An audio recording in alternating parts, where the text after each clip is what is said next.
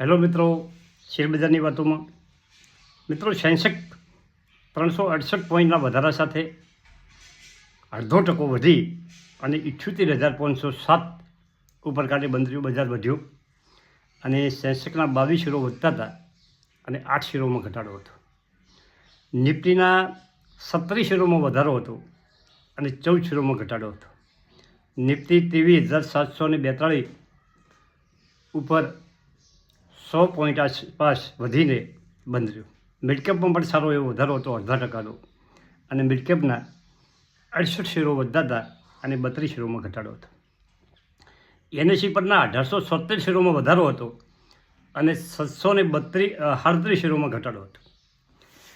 હવે આજે આપણે વાત કરવી છે બે કંપનીઓની, અને બે કંપનીઓની કોમેન્ટ પણ મિત્રોએ કરી છે.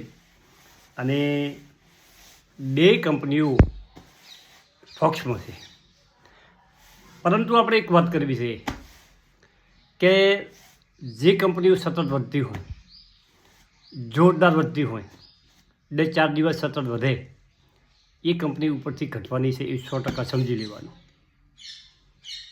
મિત્રો, ઉપરથી પ્રોફિટ બુકિંગ આવવાનું છે. સેક્યુરિટી ઇન્ડિયા ખૂબ એના ઉપર વિડીયો બનાવ્યા, પરંતુ મિત્રો આ 40-43 ઉપર હતો ત્યારે વિડીયો બનાવ્યો હતો અને આ કંપની વધી અને સીધી 56 રૂપિયા ઉપર પહોંચી ગઈ. થોડા દિવસમાં ખૂબ વધારો થયો અને પછી અહીંયાથી લોઅર સર્કિટ લાગી. અત્યારે 47 રૂપિયા અને 92 પૈસા ઉપર ખાલી 5%ની લોઅર સર્કિટ હતી.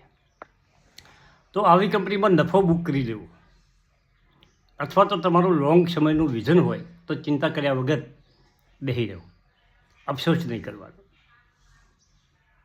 મિત્રો, સમજી વિચારીને ટેટ લેવાનું અને ટેટ લીધા પછી એને પકડી રાખવાની. ખાસ એ વાત છે, શેરબજારમાં પૈસા કમાવા હોય તો તમારે શેરબજારમાં 2 થી 3 ઓછામાં ઓછા 5 વર્ષનો સમય આપવો પડશે. જે લોકો ટ્રેડર્સની વાત અલગ છે, સટ્ટાવાળાની વાત અલગ છે, તેની વાત આપણે વિડીયોમાં કરતા નથી. દરેક માણસો પૈસા કમાવા માટે શેરબજારમાં આવે છે, પરંતુ શેરબજારમાં પૈસા કમાવા માટે ધીરજ જોઈશે. ધીરજ વગર શેરબજારમાં પૈસા નહીં મળે મિત્રો. અને તમે દરરોજ માર્કેટ જોતા રહેશો તો તમને ગભરાટ થશે, તમે હાલી જશો. એક દિવસ બજાર વધતું હોય, એક દિવસ બજાર ઘટતું હોય. અને મિત્રો, મ્યુચ્યુઅલ ફંડ હોય કે ઇક્વિટી હોય, તમારે ઓછામાં ઓછો 5 વર્ષનો ગાળો રાખશો, 5 વર્ષ રાહ જોશો તો તમને એમાં સારા ફળ કોઈ પણ કંપનીમાં મળશે. સારી કંપનીમાં સારા ફળ મળશે. જો હવે આપણે બે કંપનીઓની વાત કરવી છે, પણ થોડીક વાત સમજી લઈએ કે એફઆઈઆઈ વાળાનું જે રોકાણ, જે વેચાણ છે, એ ઓક્ટોબર ને નવેમ્બર 2 મહિનાનું ભેગું કરો તો તેમણે 2.30 લાખ કરોડનું વેચાણ કર્યું. એની સરખામણીમાં ડિસેમ્બરની વાત કરા તો ડિસેમ્બરમાં 17,000 કરોડનું જ ખાલી વેચાણ થયું છે.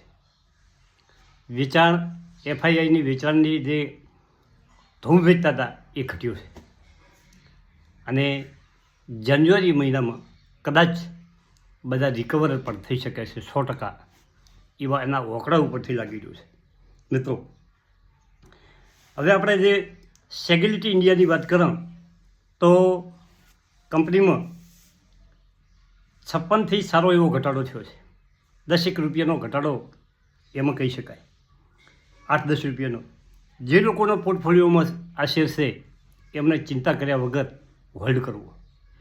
અને જે નવો લેવાનો કોઈને હોય તો 40ની આસપાસ તમે પોઝિશન બનાવી શકો છો.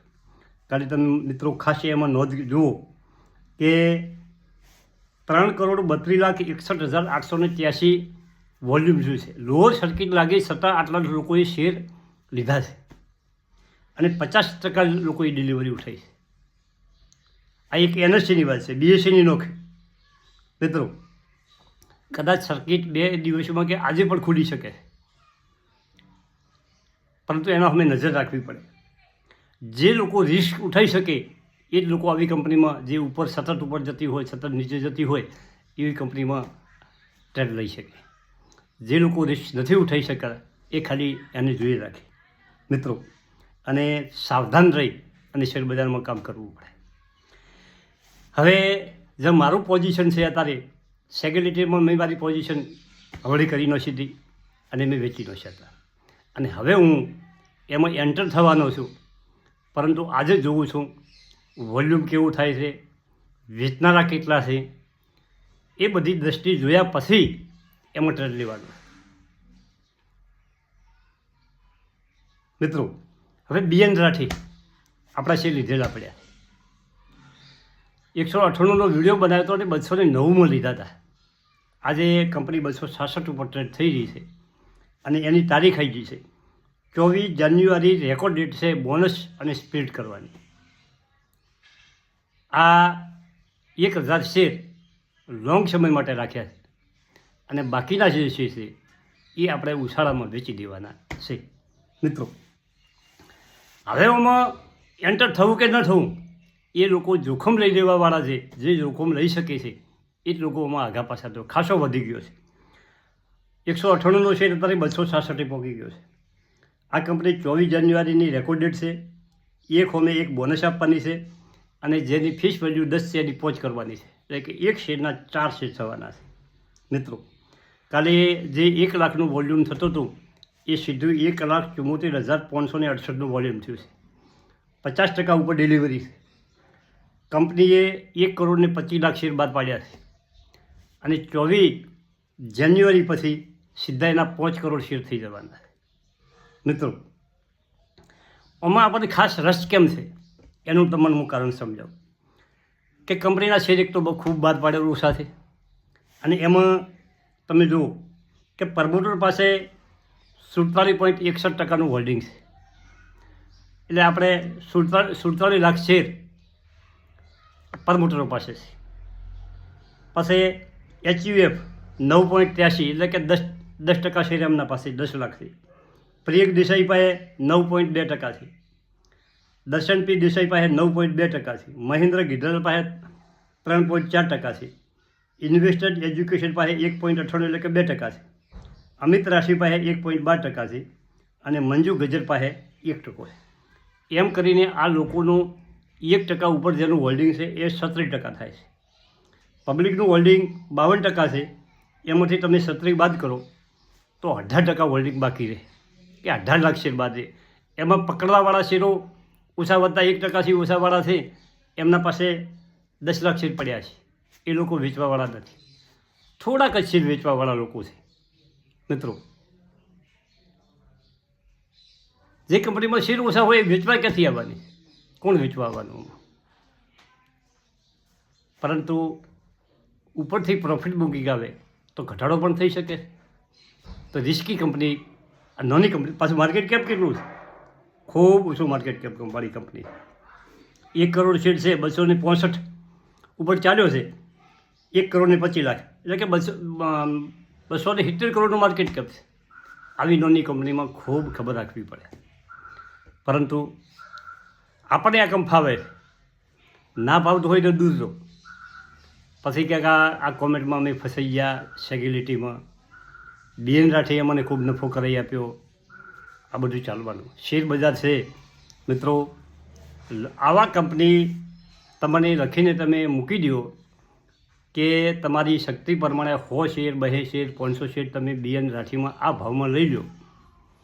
5 વર્ષ પડ્યા રાખો, તમારા પૈસા બનશે ને બનશે. જ્યોતિ રિઝનમાં આ પોઝિશન નથી. કંપનીના 4 કરોડ એનું શેર કેપિટલ હતું, એ 40 લાખ શેર બહાર પાડેલા હતા શરૂઆતમાં. મિત્રો 40 લાખમાં 50% પ્રમોટર હતા 20 લાખ અને 20 લાખ પબ્લિક પાસે હતા. એમાં ઘણા લોકો એને દબાઈને બેસી ગયા હતા. 57 લોકો, જ્યોતિ રિઝનની વાત કરું છું, 57 લોકો પ્રમોટર સહિત 57 લોકો પાસે 81% હોલ્ડિંગ હતું જ્યોતિ રિઝનમાં. એમાં આપણો સમાવેશ થતો હતો 57માં. મિત્રો ભલે 1% નહોતું પણ 57માં આપણો એન્ટર થતા હતા.